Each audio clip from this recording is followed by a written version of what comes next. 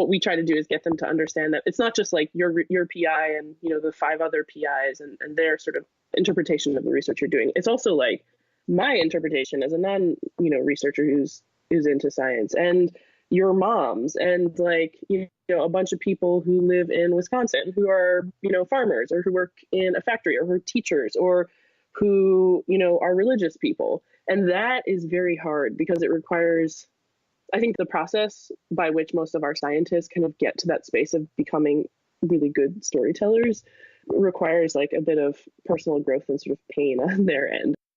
Greetings, future fossils. This is Michael Garfield welcoming you to another episode of the podcast that explores our place in time. For me, that means usually something about the philosophy of science, about the way that we organize knowledge, the way that we put facts together, although that's a very historical way of seeing this, the way that we come to determine what it is that we believe is true. It's always been an interesting question for me, I think, but lately, especially working at the Santa Fe Institute, I've been thinking a lot about how we come to understanding and how the social dimensions of this process, while themselves, yes, an excellent subject of quantitative study and of literary criticism, are also something else. They are human stories. And as this week's guest, Nadja Oertelt, says later in this episode, these stories of the scientific process are crucial in ways that we don't even yet fully understand. There's something that future generations are for sure going to regard as frustratingly absent from the record of science we've left up to this point. Vital gaps in our understanding of the evolution of human knowledge. So it's really cool to talk to Nadja because she has this company, Massive Science, that teaches scientists how to be better communicators so that everyone has access to science writing that is not only as rigorous as it needs to be to honor the research, but as candid as it needs to be to honor the scientists involved. Not to mention as compelling as it needs to be to honor not only the reader, but our understanding of neuroscience and narrative and what it is that makes a good story. What it takes to change a mind in however subtle of a way. So, up ahead is Nadja Oertelt, but first, I want to thank everyone who has been reviewing this show on iTunes. I kind of slept on requesting this for several dozen episodes, and then I stopped by the other day and realized that there are now something like over 115 reviews of the show. That's more reviews than episodes. That's awesome. I really appreciate it. It helps get this program, these conversation, into the ears and minds of everyone who could appreciate, who could benefit from them. And that is the point. So, thanks. Also, thanks to everybody who has been supporting me at Patreon. It's coming along fairly well lately. Wim Forceville, Dylan Manning, Glistening Deepwater. Thank you all so much for recently joining that squad. And I want to give a special shout out to Mike Schwab and Know Your Meme, Future Fossils Podcast's new featured sponsor. It's an interesting site, Know Your Meme, if you haven't checked it out. They're fascinated by the findings we discover while researching memes. The medium provides, as they say, a unique vector for modern communication, one that frequently has obscure Rorschach-adjacent properties. Know Your Meme is galloping into a special year for their team, their visitors, and their community. And they'd like to extend an invitation for you to join that community of memologists. They have an extensive base of articles on the site already for you to read and comment on. You can log in, visit the forums, write articles of your own, edit any of thousands of living documents. Kind of reminds me of Zhuangzi commenting on Lao Tzu and how really hypertext is the original form of written human communication. We're just getting better at it. So knowyourmeme.com. Go check them out. All right. Ooh, commercial. Thank you. One last thing before we begin. I want to apologize to everyone for putting this show out less frequently than I would like. I know maybe this is unnecessary because there are too many good podcasts to listen to at any given time, and it seems always a backlog on the shows I want to hear. But for those of you who are voracious enough to have been consuming every new episode of Future Fossils the week it came out, I want to apologize to you for slowing down a little bit as I prepare to become a father in just a couple weeks and adjust to a lot of new initiatives and new responsibilities in my professional life. I'm working on some very exciting things I'll get to share with you soon. So hang tight, and I'm going to shoot for quality over quantity over the next few months. All right, thank you so much, and enjoy. This is Nadja Oertelt of Massive Science.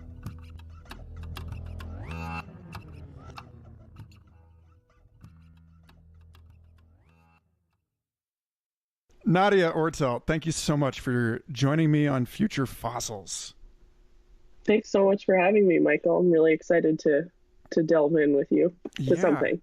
Yeah. So a bit of backstory, right, is that our mutual friend Robert Gehorsam introduced us when he was visiting Santa Fe Institute, and he told me that as a newly hired communications science person, communicating science, that I should be aware of your work at Massive Science because you're doing all sorts of extraordinary stuff, helping to shape the future of science storytelling, or at least promote good storytelling in science. And then we met and we had a great conversation, and here we are. And all of this is getting cut out because it's just crap. But I'm really, but I'm super glad. I'm super grateful to Robert for introducing us, because I do find your work and the work of you and your colleagues very interesting. And I'd love to hear how you got into the field of science communication and why you decided that a project like Massive Science was so important. Yeah, that's a great question. And it has the story of how I got here is an interesting one and kind of a meandering one. As I think a lot of interesting stories are like that. They're really nonlinear. So I had always wanted to go to art school, and then for a variety of reasons, I was kind of shoved into science and engineering school. And so I studied neuroscience as an undergraduate, and I did a lot of research from kind of day one in Jim DeCarlo's lab, who's still at MIT. He does a lot of high-level vision research. And I, having never done research science before, having never been in a lab, I was completely bowled over by method of investigation that I was somehow like just dumped into as a really young person, and kind of fell in love with it, but was also like deeply frightened of it and just in total awe, struck by it. Really, the idea that somehow like all of our knowledge production comes out of this like really kind of messy process where just a bunch of people are sitting in a room and debating, a piece of knowledge that had been put out in a scientific research paper, and then everybody tore it apart, put it back together again, formed their own hypotheses, and that sort of process had been going on ad infinitum since, arguably for thousands of years, but really since the Renaissance in a lot of ways. So I think that was a kind of like inception, the seed of like why I just became really fascinated with kind of the translation of science and how science is a part of culture and how it kind of like bleeds out into all sorts of different areas now in a contemporary space. And so after that, I had always sort of moved back and forth between science research, scientific research, and then also documentary film production. So I like picked up a camera. I bought a book, How to Make a Documentary Film, in like 2005 or something, with another undergrad who's also, she was a neuroscientist and then now studies the ethics of DIY brain interfaces. Her name's Anna Wexler. She's at UPenn. She's awesome. So her and I were like, oh, let's become filmmakers. We don't know how to do this. And so we did it. It took us like 13 years to make a feature-length film, and that was a thing that was happening sort of behind the scenes as I was doing all sorts of other things. But that kind of set the stage for like the storytelling piece of my life, and then I sort of interwove that in with research for a while. Decided that doing a PhD was really not the direction that I wanted to go in. I think a lot of people who decide to not do a PhD, that's a very specific decision to make, because I think the process of science, although it's beautiful theoretically, in practice it's really arduous, and it takes a very specific type of person to like kind of go in day after day and do the same thing over and over again. But one of the things that always really struck me was like leaving the scientific space, or the science space, the engineering space, was that it was kind of this unknown like black box for most people who weren't exposed to it. And there was a moment actually where I like was exposed, like the Pandora's box was opened, other than sort of jumping into a lab. But it was when the PI that I was working with at the time, David Cox, who's now the director at the MIT-IBM AI Watson Institute, or lab rather. But I remember him just like opening casually a door in the lab, and there was like a macaque in there, which is, I don't know if have you ever seen a macaque, Michael? In person? Not, I mean, at zoos, you know. Yeah, a macaque in person, when it's like 4 feet away from you, affixed in a box, a clear box that has like a head post, and it's like staring at a screen. It's doing like a experiment, has its hands on like a little cursor. It's a lot to take in when you just suddenly are exposed to it, and you're 18 and you have no idea what's going on in the world, and like suddenly you're like, oh wow, science is like, this is real. There's an animal here. We're like pulling data out of its brain. We're observing it. Like, what the hell is going on? So I think at that moment, understanding how complicated it was and how messy it was and just how awesome the whole thing was, I've always been trying to figure out, like, how do you take that and how do you bring it to people who are not going to devote their lives to scientific research, but who still have this real curiosity and sort of interest in how that process happens. And so the storytelling, making documentary films, becoming a producer over the past 10 years, sort of putting aside lab research, has all led to, through a series of sort of half steps and steps to massive, which is a kind of attempt to create a Wikipedia almost of scientific knowledge, but that is authored all by scientists and experts in sort of science and engineering and mathematics and medical fields. The idea that somehow we could take the sort of canon of published scientific literature and turn it into something that's searchable and trustworthy and actually full of a kind of subjective, emotive tone that you actually find in scientific research, that's what I wanted to make. And so that's kind of, massive is like one small step in that direction, I think. There's, that was a really long explanation. I'm sorry. Fine. Usually I'm the one who's going on and on this show and feeling weird about it. So like something that I want to point out about the story that you just told, and like the part that I find so captivating as a social primate, is that it was told in the first person. And that it's like a report about your actual story. And yet, in the scientific literature, we have gone as a culture that produces this form of knowledge construction, we have gone way the hell out of our way to erase the subject from the scientific publication. And like, I remember a couple years ago reading an article in New Scientist, which I think it was New Scientist. It was written by the research team that did this study, and they were talking about how we did this and we thought this, and I thought it was so bizarre to hear science in the first person, even the sort of royal we, like there's a little bit of that in a lot of these. It seems like there's more now than there was, but at the same time, there's this, the whole tilt of things is to make claims about reality that are true no matter where you're standing, right? And so it feels like we went through a phase where the goal was to perform the sort of view from nowhere, right? And then now we're at a point where the subtleties, the nuances of the questions that we're asking demand, in a large part because of the findings of neuroscience, demand that we know who is actually asking the question. Like, what model are we looking through here? And it's not just what model, but like what system is using that model. It seems like there's a return to says who in the scientific conversation.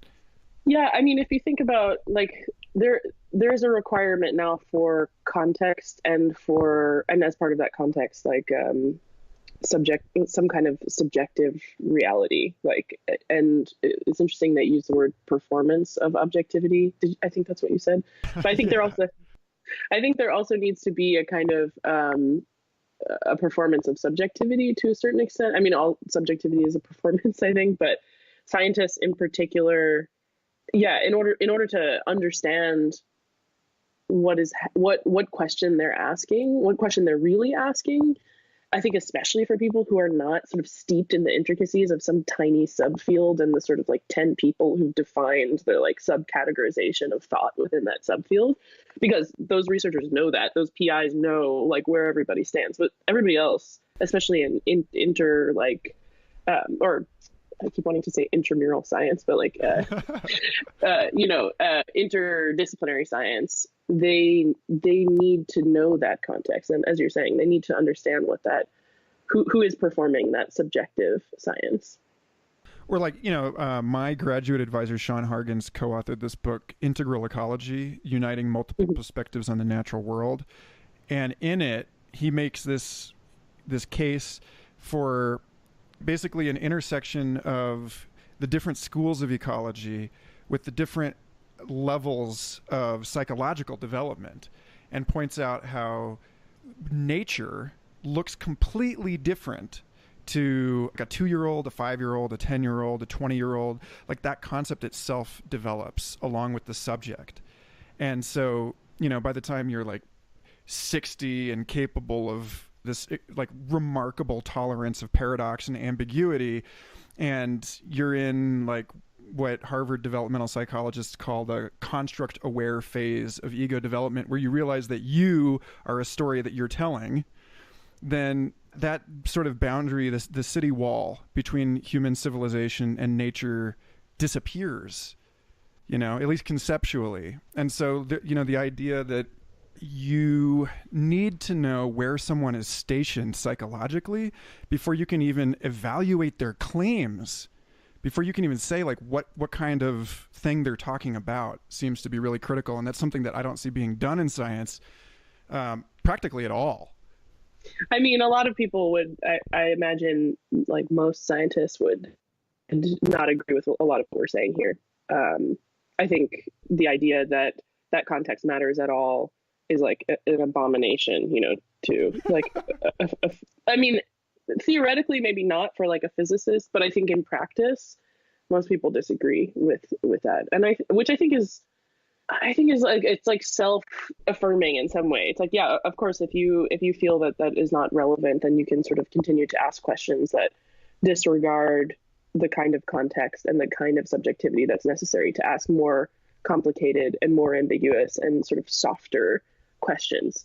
And that's like, I mean, that's a just ongoing question that I have generally, which is like, how can you ask questions of complexity without, like, is the quest in science to ask questions in finer detail really going to lead us to answers that actually like explain anything that is complex to us? I think the neuroscience has been struggling with that for, since its inception as a kind of field, in quotes. But I think, yeah, I mean, the same is true of ecology, right? The same is true of psychology, and I think of medicine to a certain extent too, although a lot of people would also argue that that's not true. But yeah, I mean, I don't think it will. Well, you got the placebo effect. That whole piece of it, I think, seems like there are these ways that it's sort of perniciously re-entering the conversation, whether we want it to or not. Yeah, I mean, so this is maybe an aside, but probably there's not. No aside here. Right, exactly. So this weekend I went to Alex and Alison Gray's Chapel of the Sacred Bears in upstate New York, or I guess it's upstate. I don't know technically where that is, on the Hudson somewhere. And I was, there are moments where, as a scientist, I kind of was like balking, but there were also like a lot of moments of, I think an awareness that the ways in which they're trying to investigate really complicated questions of group psychology and spirituality and sort of environmental awareness are really the only way that we can answer and ask those questions are from an entirely different perspective than the one in which like contemporary objective science affords us. And I think it's very interesting to watch, especially right at this moment, because I think the Greys have kind of tapped in, or they're here at a moment when sort of movements in sort of psychedelic science or medicine or drugs, art and spirituality are kind of coalescing as a alternative mode of investigation of the world. And it's very interesting because they're not presenting it as an alternative to sort of like scientific thought. They're actually presenting it as a integrated way of scientifically sort of looking at the world, which I thought was really fascinating. So I was thinking about that a lot while I was there. I don't know if that's kind of relevant to this conversation. I know you have a lot of thoughts there. But well, sure. I mean, I had Dennis McKenna on the show once upon a time, and that interview actually got brought up in my job interview at this place. They were like, "So we saw that you discussed the scientific method and interrogations thereof with Dennis McKenna," but that piece of it, which is that under the altered epistemological framing, under the altered selfhood and sort of available world space, the world space available to that self of these non-ordinary states of consciousness, the scientific method can continue to be practiced, sort of, like trial and error. And I mean, I guess, it really depends on to what degree you have ceased occupying like normal space-time coordinates. But like, that's just the thing. Like Richard Doyle in Darwin's Pharmacy, I bring this book up all the time and I keep it here at my desk at work, because he talks about how, a lot of the big questions in science are, is it this way or that way, kind of dualistic binary questions.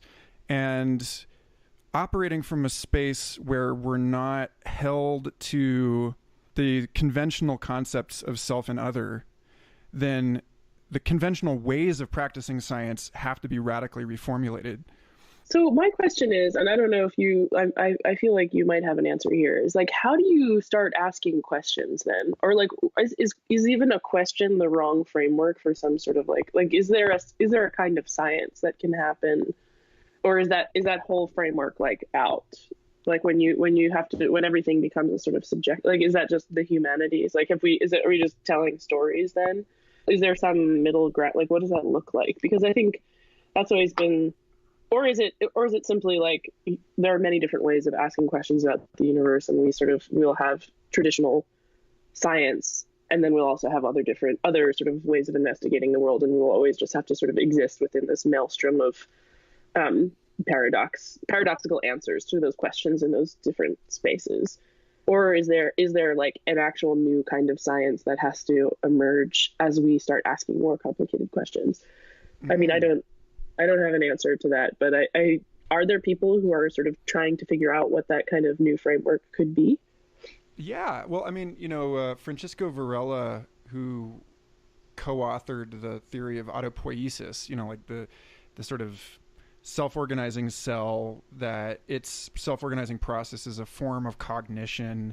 He co-authored also this book called On Becoming Aware, that looked at the way that we move from an individual perception to a sort of intersubjective, like, an agreement that I had this experience and so did you. And then you keep adding perspectives, from first person, second person, third. And that really, like, the scientific method emerges at the third person, where it's not merely a matter of cultural consensus, that you're constantly seeking peer review. You're constantly seeking an outside opinion that disagrees. So I don't know that science can be performed as we understand it in a space where we lack the cognitive resources to hold the position of a subject-object kind of operation, but I feel like science fiction has the answer to this. Yeah. You got an example? So I feel like I think it's It's a short story from Cosmic Comics, if I think I'm recalling that correctly, where there's no like individual subjective consciousness. There's a sort of like intercorrelated universe of like beams of light and energy. And there's a sort of like which I was thinking about, because this, Alison Gray and has her like web of Indra, so I was thinking about this science fiction story, which is like a very beautiful frame of like what it would be like for the universe to ask different questions when there is no like subjective eye. But I mean, it's a story, right? Yeah. And I think in some ways, Cosmic Comics is about the universe telling stories to itself, or like somehow us telling ourselves stories about universes that don't exist or could exist or do exist in our memory. So anyway, it was very far afield from the original. No, not really. Like, let me drop this in there and see where it stands for you, because this was sort of the linchpin of this talk I gave recently, where I was thinking there's this chart that shows sort of like the complexity of a model that you're using to view a situation. And on the one end, it's like you're not asking enough questions. You've got great certainty. Your computational costs are low. And to me, I see this as like fundamentalist religion. You've got the one sacred text. It answers everything. And if something else comes up, you just throw it out. And then on the other end, you've got this thing where it's high computational time, high energy requirements, and it never actually like ever settles in an answer. You're just asking and gathering more and more data. And that to me feels like the opposite. That's like Zen meditation. Like you don't ever settle into a narrative framing about who you are or how the world is. And it just remains open, and it's constantly being modified. And then the sweet spot is in the middle. And it's like, the perspective that I'm distilling from my time here, working with all of these complexity researchers, is that sweet spot is where it's like the channel into which evolution drives everything. It's like the good enough explanation. And so like, maybe what we're talking about here is sort of like skateboarding through a half pipe, where you like sometimes you're on one end where you're just like drinking from the fire hose of reality data, and then on the other end you're principally preoccupied with the narrative architecture of that information. And then really in the middle is where the science actually happens, that it's some balance of those two, and that maybe a society needs all of those forms in order to itself sort of present a sufficiently Goldilocks response. Anyway, I don't know. We're getting so deep. I mean, that's here. Interesting. That's like, to bring it like a little bit more into a practical realm. Like I've noticed that that half pipe, like people fall into all sorts of, they fall on either end. Like they're either they've fallen and they're like hanging from one side or the other, the half pipe, and some people are just like lying down in the middle. And I think most scientists also sort of fall into those spaces. And what I think is interesting about like the architecture of contemporary science, like, academia, increasingly, like corporate research science, of which I place, like Google and everybody who's working there. And, I think it's forcing people towards either end. Like there isn't really a space for the kind of science that is accepting of like this flux, or that is constantly in flux. It's just like, it's not allowed. And so I think when I talk about like a shift or like a different way of conducting science, partially I wonder like, how can we push things back into a space where that flux is, ever present and acceptable, if that makes sense. Yeah. What I find really interesting is that, I mean, this is just like a personal theory of mine, but I wonder, there's a certain masculine element to a lot of questions that are asked of the world. And I think as science becomes a space where many different types of people who don't identify in that sort of, who culturally don't sort of come from that like hyper masculine space, are allowed to start conducting investigative paths of their own, I think that science will actually shift. And I think that's just statistics. Like if you start to allow a different sort of neuroecology to like start asking those questions, you create a new ecological space for science to kind of grow within. And I mean, just totally anecdotally, like I can, and totally qualitatively, I can kind of see that amongst young scientists who don't sort of fall into, you know, the typical demographic of a scientist, at least from like, you know, I don't know, the 1950s kind of like idea of the guy in the white coat who's sort of there doing something alone and asking a singular question that only he can ask and understand and sort of contemplate the answer to, which I don't think is just not possible anymore. And things are shifting. And increasingly, the questions aren't even being asked by us anymore, or answered by us anymore. They're being answered by like proxies of ourselves that we create with data sets that are increasingly complex. And so I think like that's a whole other question, which I think is amazing, that we create an increasingly complex like replication of reality that we feed into machines that then sort of give us more and more approximately correct answers, which are just like increasingly more complex. So we're approaching some sort of like memento mori for reality in a way, by like making this like Borgesian like sort of library of realities and sort of like feeding it into. So I mean, I just want to make those, you know, multiplicative realities that we're studying weirder and stranger and more diverse and complex, because that's the only way that we can sort of pull out different types of answers and like set loose everybody on those questions to a certain extent, you know, to ask them, because that's the only way we can not have homogeneity like across the board, right? Which is like, I think nobody wants that. Well, I mean, nobody who is like properly tuned to the survival demands of our civilization wants that, you know, because we all know that the like monocultural approach doesn't work. It's a very sort of 20th century pipe dream, not a half pipe dream. You said something that I was delighted that you brought up Borges and this notion of like the 1:1 scale map that just lays over the territory and doesn't help us at all because it's the same size as the thing. It's like useless as a map, right?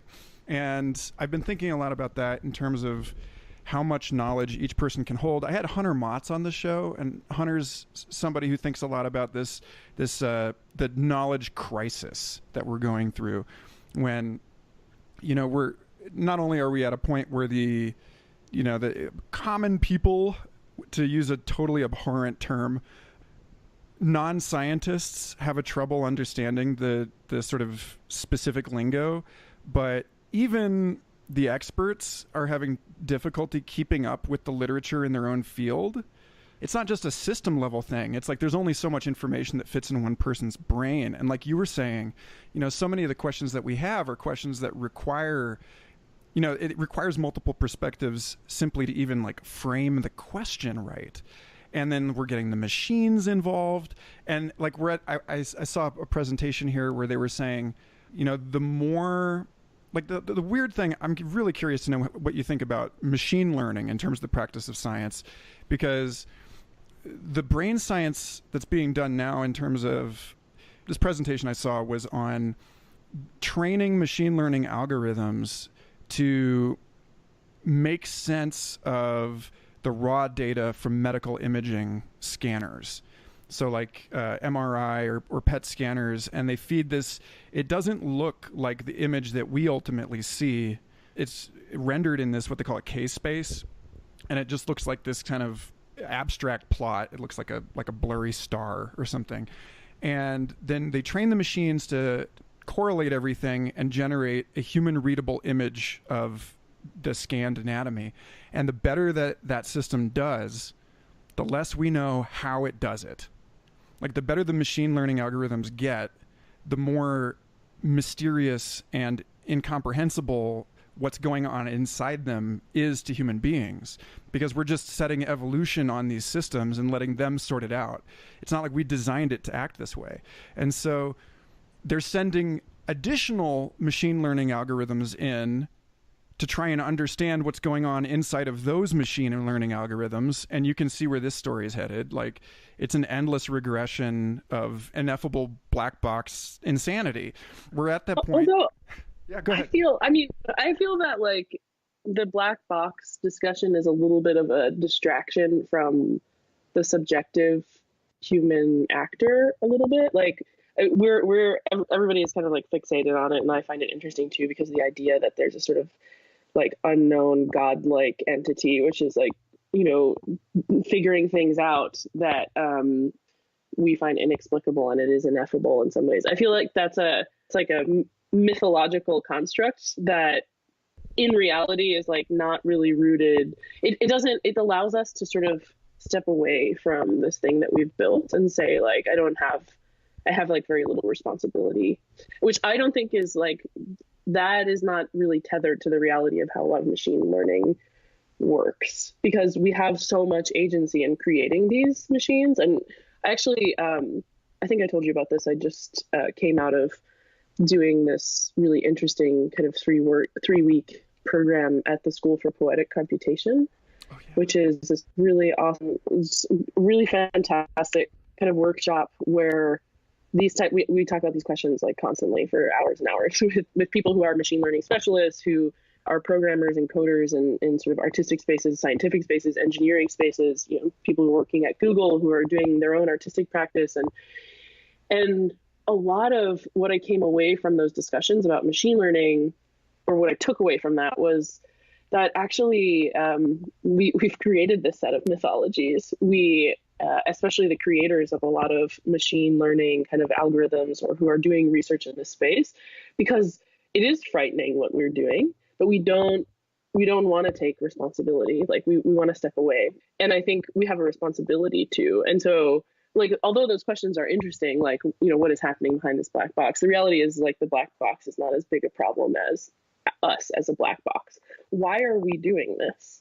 Like, why are we making these models? Like, why, you know, in some cases, like, okay, we want to be able to, you know, diagnose lung cancer at a much earlier stage than a human eye could ever do, and with a high degree of accuracy. That's great. But like, what are the repercussions of making this type of machine learning sort of system, visual machine learning system? Like, we can't answer those questions. And to me, that's more frightening than the question of like what's going on behind the scenes, because what's going on behind the scenes is something that's like probably similar or parallel or related in some way to its maker and what's happening in our heads. But if we can't even answer the question about our own subjective sort of reasons for creating these systems, I think like that's the sort of deeply frightening piece of it. Because if we want to make something that's sort of out of control, like, we'll do it, and we're pretty good at. It's not like history has sort of demonstrated that we don't know how to do that, right? We know how to make lots of different types of technologies that are sort of just beyond the grasp of many people's understanding, to the extent that they then, you know, fall into the wrong hands or used in a way that is detrimental to like huge numbers of people, that kills huge numbers of people, you know. So I think over the past years, I've developed like pretty strong feelings about the sort of ethics and responsibility, the sort of ethics of subjectivity in science and research.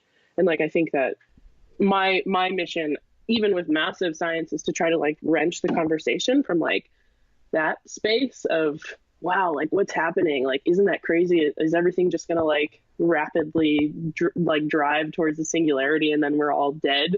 To like, hey, we actually have control like right now of what's going to happen. Like, why don't we start sort of asking ourselves why we're doing certain things and why we're developing certain technologies, or we're developing capacities. Like, why are we doing that? Why do we want to create a one-to-one map of our own cognitive function? Like, why are we fixated on that? I mean, I have all sorts of theories as to why that's the case, but I think that's, I mean, I think we're like luridly and narcissistically curious about reproduction, and we've figured out some like sort of sick way of building, of like creating and birthing these like building blocks of cognition that we are fascinated by, in the same way that we're like all fascinated by babies and the act of giving birth and sort of and sex. Like I think that there's some axis, creation axis that's happening there that I think that's sort of one theory that I have. And another is like I think there's a death drive that humans have, and in particular, like we are the tools that we create. I don't think there's such a thing as humans without tools. There's no like sort of human that exists like just with hands and feet and like no objects to explore the world. Like our brains evolved in concert with the tools that we created and with the material culture that we manifested around us. So yeah, I think that we have a compulsion at times, and I don't know if this is like an evolutionary like sort of dead end, to create increasingly dangerous tools that will allow us to investigate the world in ways that like have the potential. Like this high risk tool manufacturing is kind of, I don't know what that is, but I mean it's yeah, I don't know why. I mean, humans are we're fascinating and we're like really complicated, but we're also like a bit sick, Is this the kind of question that you invite scientists to ask when you're training them to be narrative storytellers for your platform here? I'm curious. I mean, that's a yes or no thing, but then like B is like, I'm curious what it actually looks like, what that process is for like onboarding scientific researchers and making them better storytellers. Because I feel like that kind of question is the right way to take it, or at least a right way. The kind of question of like, which kind of question? Well, just like ethical self-inquiry, or like self-inquiry in general. Like, I feel like the ability to weave a yarn is probably, hypothesis is directly correlated to one's own ability to investigate their own mind. Yeah. So we do encourage that. Like there's a lot of friction, and I sort of tell a lot of the scientists that come on board with us and have ideas about stories that they want to tell, which frequently hew pretty closely to like just the science that's being done in the lab and like the paper that was produced and like, what does it mean?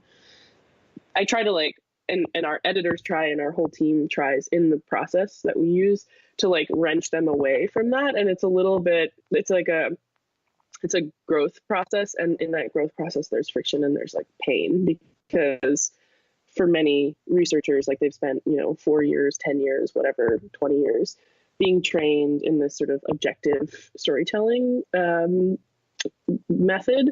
And it hurts them to know that actually that's not the most effective way of building like trust with people, which is essentially what storytelling is. It's like, I'm going to tell you something, I'm going to expose a sort of vulnerable piece of myself as a storyteller or of a character in the story, but I'm going to allow you in there and trust that you're not going to kill me in that process, or sort of take this information and do something like terrible with it.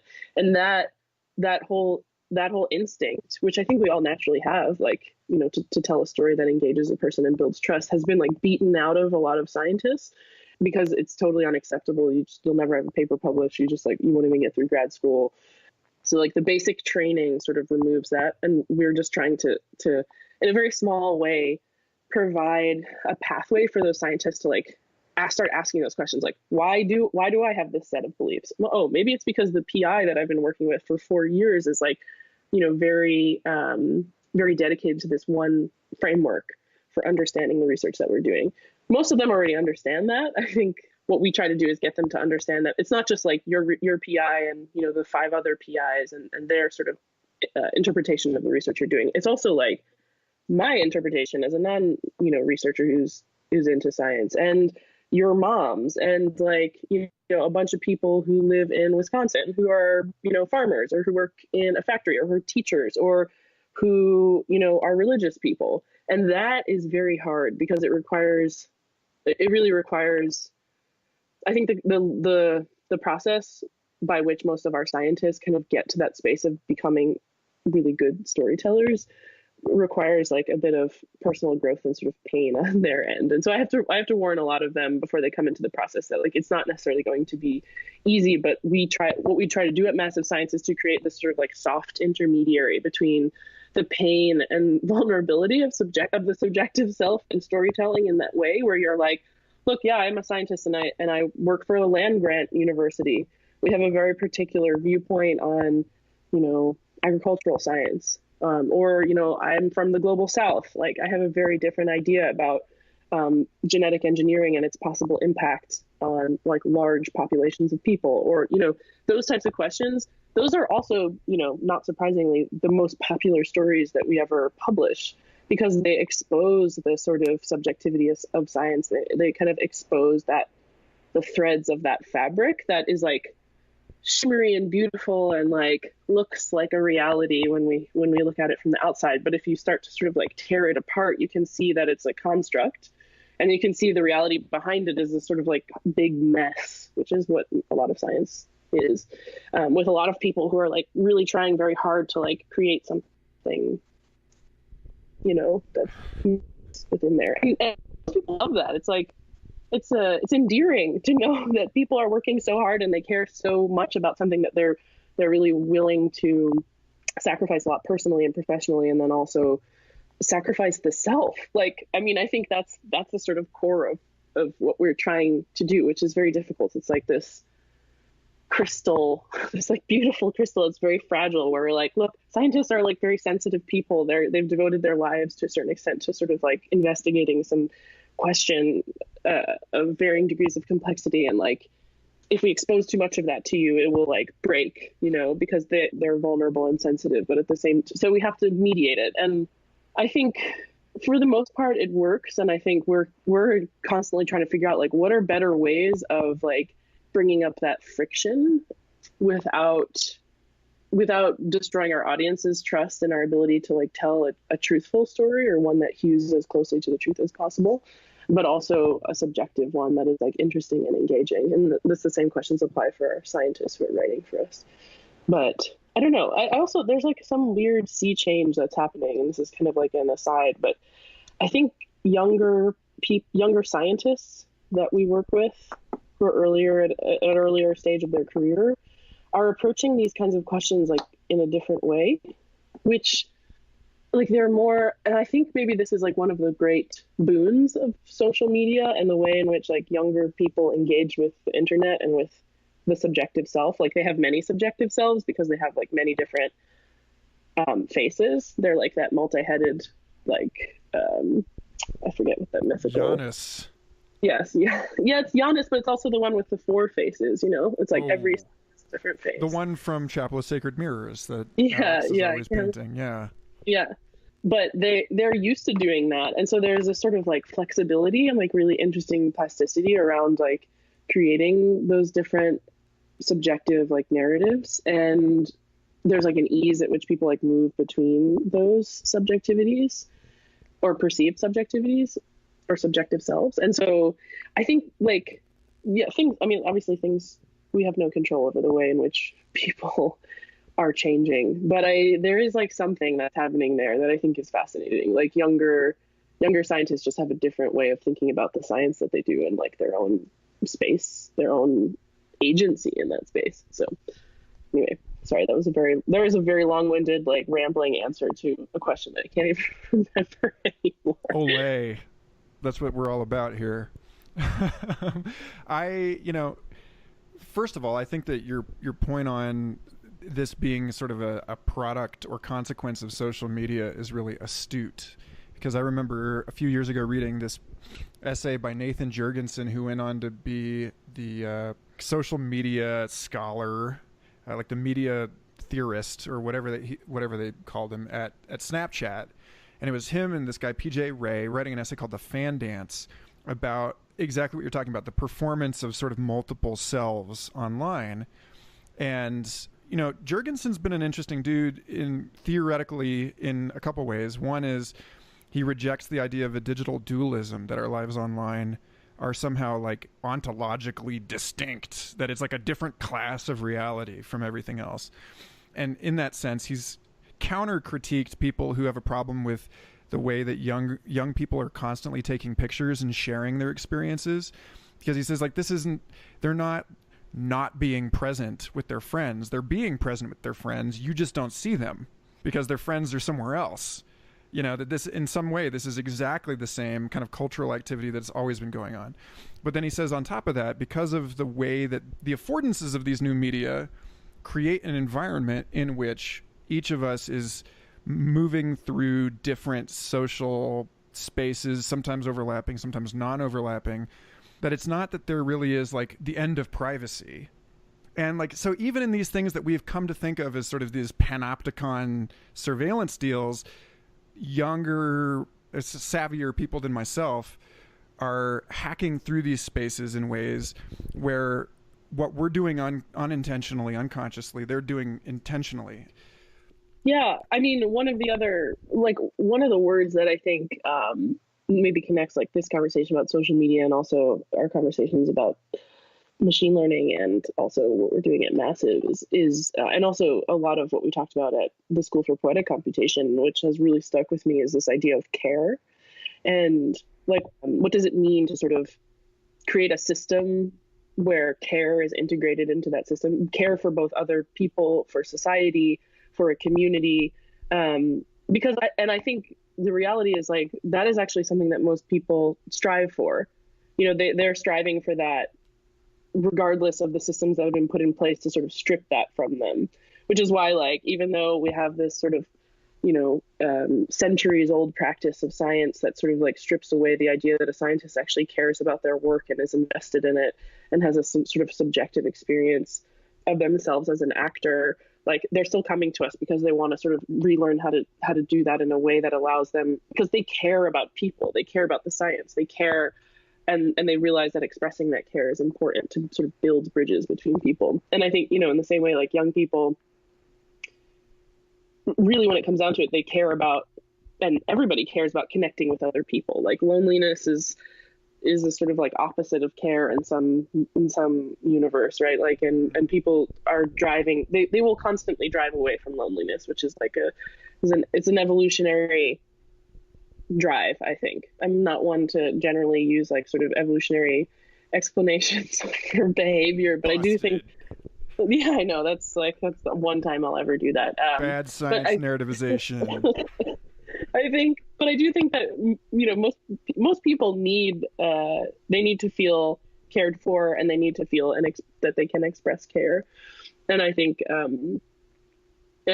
like it's a sort of like fine thread that connects a lot of these different pieces. And especially like when we're talking about machine learning, like if we can't answer the questions as to like why we care about creating these systems, or whether or not we're creating a system which has inbuilt in it care for other systems or other people, like then we're really in a bad place. But I have like infinite hope that people will always return to that, will always return to care.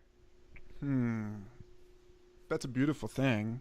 I feel like, not to hammer this home exactly, but I feel like the question of the black box and the question of care are really intimately related to each other, because like ultimately, when you talk about trust and the way that being able to tell a story is a way that we establish trust, and that learning from scientists why and how they conducted their research is like a shore or a hedge against this awful trend that we're seeing across pretty much every domain of human activity, that society has scaled to the point where we're no longer capable of interacting with people directly enough that we can trust them. If science ends up being sort of like backsliding into us just standing around machines and asking them questions, they'll show us the work and we can't understand it, then the scientists lose their prestige as people who are capable of thinking this through. But that's, whatever. But like more importantly, we lose a relationship with the humanity of our own knowledge. My concern here is not so much that it's like an existential risk. It may end up that our incomprehensibly sophisticated technologies are just like totally awesome, and that life is better, but that we never figure out how or why, and that we lose something really valuable. Like we lose. I mean, maybe I'm totally worrying about the wrong thing here, you know, because we were just fine, and in like the pre-modern world, this didn't bother us. That life was a mystery, you know. But the thing was that we hadn't created it ourselves, you know. We weren't creating that mysterious. Yeah, like we want to know, like that. There's something about like whether it's machine assisted or not. There's something about reaching a point where the questions we're asking or the answers we're getting are beyond our ability to explain to one another. Well, I mean, sorry, I'm going to interrupt you because I think the control, right, or the illusion of control, like this idea that we're creating all of these technologies, we like understand them 120%, and we'll be able to sort of construct this giant sort of industrial machinery that can recreate realities, that can investigate our lived reality, and that we understand every piece of it is like antithetical to the idea of care and humanity, right? Like to care is to act ethically, to be ethical, and control doesn't even exist in that same universe. And I think like control is sort of understanding everything, right? And being able to like move a part to change a variable and to sort of know exactly to have this sort of like deterministic machinery.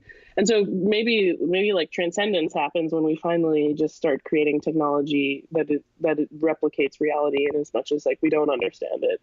And we sort of let go of that. I mean, increasingly, maybe it's just because I go to therapy, and I know a lot of people go to therapy. I mean, I live in New York City, but I live in New York City, so that's kind of inevitable. But I do think there's something to be said for like relinquishing control, or like the desire to attain more and more control, and what that brings us in not just like a sort of emotional sense, like joy or happiness, but also what it releases us from, and what kinds of questions we can start asking when we stop trying to sort of control our environment, or create machines that control the environment, or create a system that we can control, which like is our environment. Yeah. Well, it sounds like you and I see pretty eye to eye on this particular issue. I think our first conversation, we were talking about Kevin Kelly's graph of the exponential expansion of ignorance. You know, that like every question answered raises multiple new questions. So we're kind of, the whole notion that science is leading us towards some sort of perfect knowing is totally wrong, like 1,000% wrong. But like, okay, so I was just reading last night William Irwin Thompson, Passages About Earth. And Bill Thompson's this cultural historian. I've had him on the show. Amazing mind. He was personal friends with a lot of the people who pioneered kind of the sciences of complex adaptive systems. Paolo Soleri, Greg Bateson, Lynn Margulis, Stuart Brand were all members of his Lindisfarne Association. And so, he's writing back in the 70s, right at the beginning of that organization, about how there's two kinds of science. He's like, the real cultural division, and this is really like the last sort of like thing I want to drop in your mind pond here and see where it lands and what jumps out. He's like, the real cultural division is not between the sciences and the humanities. It's like you just said. It's like every scientist is a person with a self and a story and musical tastes and favorite books, and they live in a culture. And just because they don't necessarily communicate in that way, like their subjective experience, their cultural experience is very much not so much bound, divided between scientific and humanities ways of seeing things. He's like, the real division is between the people in the sciences or the humanities that see things in the Archimedean way, engineering, control, domination of nature, the extension of will, and the people who see things in the Pythagorean way, the mystic scientists. And he points to like B.F. Skinner and behaviorism on the Archimedean side, and he points to people like Carl Sagan, who are in it for the wonder on this sort of the mystic scientist side, and Einstein. But the point is that it's like there's these two profoundly different ways of knowing in the sciences. And I don't know, do you think that really moving through an age where one is taking over from the other? Or do you think that these are sort of like held in stable population, and that we're at a point where institutional science driven by massive companies like Google, which, by the way, I got to say, I think it's kind of hilarious that the name of your company is Massive Science, even though it's like this miniature startup and it's very human scale and friendly and it has a face. But it seems as though as things become more and more complex and extreme, that these two different ways of knowing are actually going to sort of be formalized in society in like massive institutional collaborations, and then like these empowered garage researchers that have their own like DIY biopunk thing going on. And that, I don't know, I don't know where we're going with this, except that maybe there's like a speciation event at the level of like the way that we actually investigate the universe, and that we're in the middle of it. Or do you witness this? I think you brought up an interesting fact, which is that so just to backtrack, you were talking about B.F. Skinner, and did we talk about, I don't know if you can edit this out. We didn't talk about Gertrude Stein and B.F. Skinner, did we? I don't believe we did, no. Okay, so there's this really amazing researcher, programmer, artist named Alison Parrish, and she teaches at ITP in New York, I believe. But I heard one of the lectures that she gave was about the kind of history of like the idea of automatic writing and automatic painting, which was a kind of framework that was used at the beginning of the 20th century, at the end of the 19th century. This idea that somehow like you could really access the ego, the sort of mystic element of the self through the automatism. So like taking away the subjective self and allowing the, something else to come through. And of course there's like a history of like esoteric kind of religious, spiritual people and their practice around like automatic writing and painting. And in fact, at the Guggenheim in New York City right now, there's a amazing exhibit of this woman, Hilma af Klint, who was a Swedish painter who was a sort of automatic painter and sort of made these really beautiful paintings that sort of brought together visualizations of science and physics that were happening in the beginning of like 1904, and sort of merging them with these like mystical experiences that she was having. But one of the things I didn't realize, and that Alison Parrish was talking about, was that there was a connection that is often not spoken about, but between psychology and sort of like early neuroscience and the idea of automatism. And Gertrude Stein like developed her whole theory of experimental writing, which was like untethered from a narrative and from the subjective self, through work that she was actually doing with B.F. Skinner, which is like kind of blew my mind. And I didn't understand like that. And actually right here, I have this book that I bought because I was so excited about like understanding the correlation between the idea of creating like an untethered, subjective, written narrative form and early psychological experiments that a lot of French psychiatrists and psychologists were doing. It's called Gertrude Stein and the Correlations of Writing and Science by this guy, Stephen Meyer. So to sort of answer your question, like, I think that a lot of it has to do with who gets to tell the stories of what was actually happening at the time. Like our conception of like whether or not people were troubled by what was known and what was unknown, at certain times throughout history is like totally defined by the sort of written and cultural record that's left behind. And so like one of the things that, this sounds like it's super grandiose, but like what I'm trying to do is say like, okay, well, we have this like insane record of scientific research and like just a tiny drop of the context around it. And what if we started to record alongside with all of that science, the sort of actual subjective context of what was happening, almost like a sort of archaeological record for the future of like, because that data is actually important. The data of that sits around the scientific research, like we need that. We need those stories so that we can understand things in the future when we look back. I think, for some time I did a little bit of archaeological work, and I was struck by like being out in the field and like, stumbling upon some stone and realizing like there was an individual that made this hand axe, and they did it for a reason. They did it here for a reason. They did it at a certain time for a reason. Like, I'm discovering this, 200,000 years later. How the hell am I supposed to understand anything about this? I have to piece it together in the most arcane fashion and tell some story about what I think happened. That's what's going to happen with the horrible record that we're leaving behind of the research that we're doing now. And it's not like we don't have the capacity to do that. I think it's just it's almost like hubris that we're not collecting that information and sort of packaging it with care to send off like a little emissary into the future. Like, this is why we did this science. Here's what we could figure out with our really rudimentary tools that we have right now. Maybe if we give you all the context, you can figure out some more things when you look back on this. That's funny. You kind of preempted the question I asked that I usually end this show with, which is, if you were to act under the assumption that the future is watching or listening, not just to this episode, but to your life, and there's that sort of, I've heard a lot of people raise this notion that maybe one day, every historian in training is assigned to a social media profile from the early 21st century, and they attempt to reconstruct this person's life and figure out their contributions to history. So if we are the data of this presumably very caring future investigation, what would you hope to ask? What would you hope to say? You, Nadja.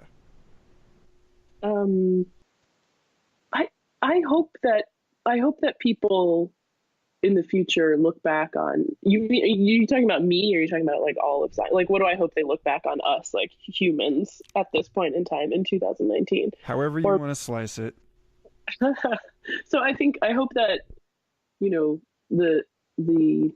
science, technology, and society researchers of 3050, wherever they are, and the historians and sort of future archaeologists who are coming, and future scientists who are sort of looking back on this time and what we're doing, I really hope that they feel that there was a diversity of opinion, that there was a diversity of thought, that there was a sort of rich ecological, neurologically sort of diverse approach to understanding the world and sort of investigating it. And my fear is that, just as it's always been, that diversity gets kind of smoothed over and wiped clean by just the passage of time, but also by the strangleholds that people have had on, narratives of the past. And so I think, and I hope that there is a sort of shift where this proliferation, this insane proliferation of opinion and context and subjectivity that we put on the internet every day, and that we have been for decades, and that we put out into the world as printed matter and visual matter. And I hope that survives in some form, so that people can, or not, maybe they're not people, but so that beings can kind of look back and sort of understand that we were really trying, that we really did care, and that for humans in 2019, care looked like a diversity of opinion and a diversity of thought and a diversity of ways of thinking. And that's certainly that's the only thing that keeps me going, is sort of wanting to, in the face of a lot of terrible things that could happen or might happen or whatever, is that actually that is the essence of who we are right now. And that I see as a deeply beautiful thing. And I hope that can be seen and sort of witnessed by people in the future who look back on this time, and not just seeing a predominant narrative, which is a really destructive one, I think. I think that undergirds a lot of what I'm trying to do with Massive, but just in my life as a person, as an ethical person who cares, or who wants to perceive themselves as an ethical person who cares. So would you sort of analogize this as the future is a foreign country that I hope isn't just learning about me from the news? Yeah, or that I hope the news can be written, but I hope there's enough newses that that it doesn't seem so clear cut. I hope it's more complicated than it seems, Yeah. Yeah, I hope that we never make a map that we're satisfied actually fulfills the Borgesian one-to-one correlation. I don't even think it's possible, so I think you're in luck. So, Nadja, it's been so fun, as it always is, to talk to you. I hope that I can lure you back onto the show for like a group discussion sometime. Where can people find you? MassivePsi.com?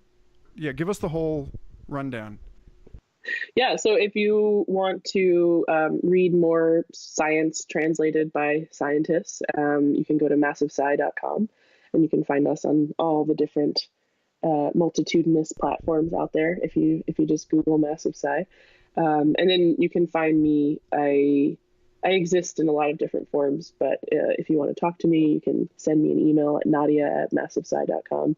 That's probably the most caring way to reach out to me. I think probably on other platforms it's too over mediated, but yeah, I'm always happy to chat about all sorts of different things, and I really appreciate you bringing me on. This has been really lovely. I'm always happy to debate and talk and kind of go off on these weird paths. Absolutely. I hope you enjoyed that episode. Future Fossils is part of the MindPod network, along with other great shows such as Third Eye Drops, The Astral Hustle, It's All Happening, Synchronicity, Rainbow Brain Skull, and many others. Trip on over to mindpodnetwork.com and subscribe to them all. And if you'd like to support this show directly, or would just like to know more about what I am doing in numerous other media, head on over to patreon.com/Michael Garfield. Thanks for listening. I hope you enjoy the bizarre experience of duration as we move through space-time, or whatever this is, into the moment in which you're listening to the next episode.